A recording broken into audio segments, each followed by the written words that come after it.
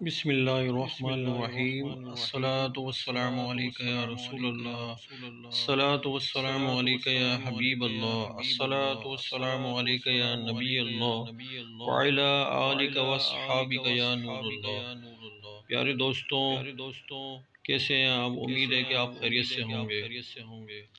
پیارے دوستوں، شب برات بہت اہم رات ہے۔ لوگوں کی زندگیوں کے بارے میں فیصلے کیے جائیں گے، اور اس رات اللہ تعالی بنی کلب کی بکریوں کے بالوں سے بھی زیادہ لوگوں کی بخشش و مغفرت فرماتا ہے۔ اللہ پاک اس مبارک رات کی ہم سب کو برکتیں نصیب کرے۔ ہمارے بزرگان دین مشائخ کرام کے معمولات میں سے ہے یہ نوافل، نماز مغرب، فرض، سنتیں اور نفل ادا کرنے کے بعد 6 رکعت نماز نفل ادا کیے جائیں، 2 رکعتیں کر کے۔ پہلی 2 رکعتوں میں یہ نیت کی جائے، یا اللہ پاک ان 2 رکعت کی برکت سے مجھے درازی عمر بالخیر عطا فرما۔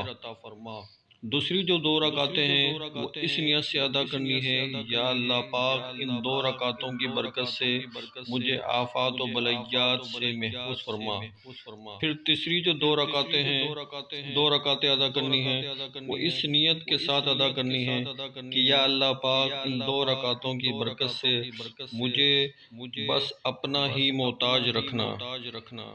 یہاں آپ کو یہ بھی بتا دوں کہ آپ چاہیں تو ہر رکعت میں سورہ فاتحہ کے بعد 3 بار سورہ اخلاص پڑھ لیں، تو یوں اس طرح الحمدللہ عز و جل آپ کو ہر رکعت میں ایک قرآن پاک ختم کرنے کا ثواب ملے گا۔ اور جب 2 رکعت نماز ادا کر لیں تو 21 بار سورہ اخلاص یا سورہ یاسین ایک بار پڑھ لیں۔ یوں بھی ہو سکتا ہے کہ اجتماعی طور پر نوافل ادا کیے جائیں تو ایک اسلامی بھائی بلند آواز سے سورہ یاسین پڑھے اور بقیہ سنتے رہیں۔ اس کے بعد دعائے نصف شعبان المعظم بھی ضرور پڑھیے گا۔ دعائے نصف شعبان کی ایک برکت یہ بھی ہے کہ اللہ تعالی اس کے رزق میں وسعت فرمائے گا۔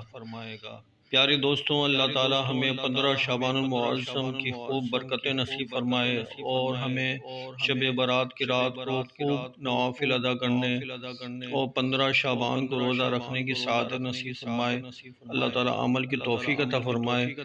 اگر ہماری ویڈیو آپ کو اچھی لگی ہے تو اس کو لائک کیجیے گا اور صدقہ جاریہ کے طور پر دوستوں کو شیئر کیجیے گا، اور ہمارے چینل کو سبسکرائب کیجیے گا، اور 15ویں شب کو شب برات کی رات کو ہمیں بھی دعاؤں میں یاد رکھیے گا۔